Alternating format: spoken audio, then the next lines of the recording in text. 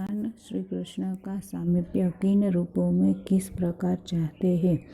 कवि रुस खान श्री कृष्ण और उनकी लीला स्थली से अभिभूत है। वे हर उस चीज़ से सामीप्य चाहते हैं जिनका संबंध श्री कृष्ण से रहा हो। वे अगले जन्म में गोकुल गांव में जन्म लेकर वहाँ के ग्वालों के बीच उसी तरह रहना चाहते हैं जिस तरह कृष्ण रहते थे। श्री कृष्ण बचपन में नंद की गायें चराने जाया करते थे। वे पशु रूप में जन्म लेकर नंद की गायों के बीच रहना चाहते हैं।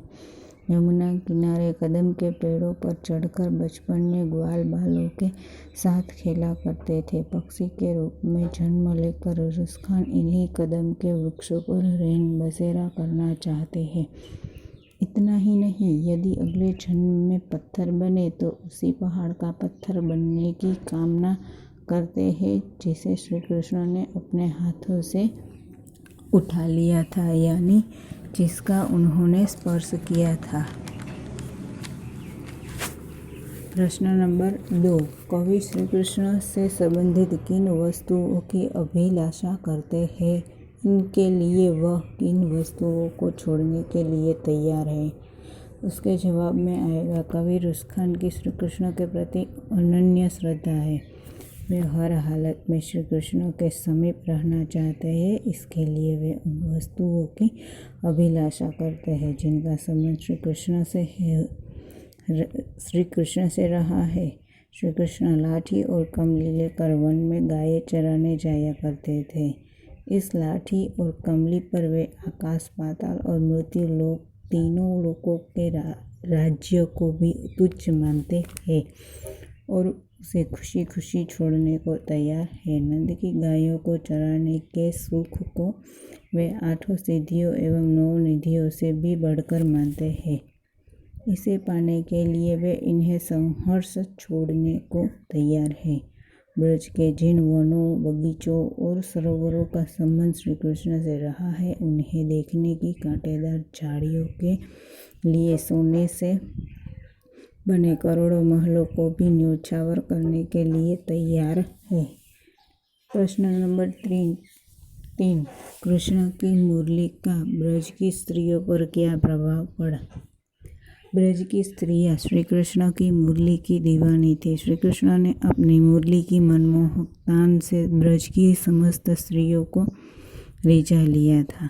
अपनी मुरली की धुन से जैसे उन्होंने ब्रज की स्त्रियों पर कुछ ऐसा जादू टोना सा कर दिया था कि वे उनके हृदय में घर कर गए थे। हालत ऐसी हो गई थी कि किसी को किसी की परवाह नहीं थी। ब्रज के सारी स्त्री पुरुष कृष्ण की मुरली की धुन पर मुग्ध हो गए थे। प्रश्न नंबर 4, कृष्ण के प्रति अपनी भक्ति प्रदर्शित करने के लिए रुस खान क्या क्या न्योछावर करना चाहता है। उसके जवाब में आएगा, कवि रुस खान के मन में श्री कृष्ण के प्रति अपार श्रद्धा है। वे अपने आराध्य देव के प्रति समर्पित है। श्री कृष्ण का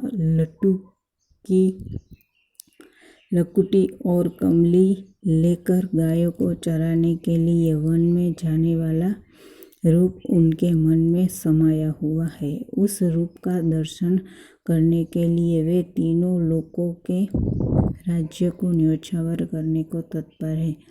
नंद की जिन गायों को उनके आराध्य देव श्री कृष्ण ने चराया था, वे उन गायों को चराकर अद्भुत सुख प्राप्त करना चाहते हैं। इस सुख के सामने वे 8 सिद्धियों और 9 निधियों को भी तुच्छ मानते हैं। नंद की गायों को चराने के सुख के सामने वे इन सिद्धियों और निधियों को न्योछावर करने को तैयार है। वे ब्रज के लता कुंज एवं पेड़ पौधों का दर्शन करने के लिए बेचैन है। इतना ही नहीं, वे ब्रज की कंटीली झाड़ियों का भी सोने से बने महलों से मूल्यवान मानते हैं और उनके सामने वे सोने के करोड़ों महलों को न्योछावर करते हैं। इसके बाद का प्रश्न है, लटुकी लेकर रुस खान क्या करना चाहते हैं और क्यों। इसके जवाब में आएगा, लटुकी लेकर रुस खान श्री कृष्ण की जन्मभूमि में कृष्ण की भांति वन में भटकते हुए गायें चराना चाहते हैं। इससे वे अपने आप को श्री कृष्ण के समीप होने का एहसास करना चाहते हैं। इसके बाद का प्रश्न आएगा, श्री कृष्ण को रिझाने के लिए गोपी क्या क्या करना चाहती है। श्री कृष्ण को रिझाने के लिए गोपियाँ श्री कृष्ण की तरह के स्वांग करना चाहती है। वे श्री कृष्ण की तरह अपने सिर पर मोर पंख धारण करना चाहती है, गुंजों की माला गले में पहनना चाहती है तथा पीताम्बर ओढ़कर और हाथ में लाठी लेकर गायों के पीछे ग्वालों के साथ साथ वन में भटकना चाहती है। इसके बाद का प्रश्न है, गोपी कृष्ण की मुरली को अपने अधरों पर क्यों नहीं रखना चाहती। गोपियों का श्री कृष्ण से निश्चल प्रेम है। वे नहीं चाहती कि श्री कृष्ण की मुरली को वे अपने अधरों पर रखकर झूठी करे। वे इस चेष्टा को अपने प्रिय के साथ विश्वासघात मानती है। इसके बाद का प्रश्न है, रुस्खान किस पर्वत का पत्थर बनना चाहते हैं। तो रुस्खान गोवर्धन पर्वत का पत्थर बनना चाहते हैं। उसके बाद का प्रश्न है, पशु योनि में जन्म लेकर कवि क्या करना चाहते। पशु योनि में जन्म लेकर कवि नंद जी की गायों के बीच रहना चाहते हैं। उसके बाद का प्रश्न है, उचित जोड़े बनाइए। और डायरेक्ट जवाब ही है। मनुष्य तो गोकुल गांव, पशु तो नंद की गाय, पक्षी के सामने आएगा यमुना किनारे कदम की डाल, पत्थर तो गोवर्धन पर्वत। धन्यवाद।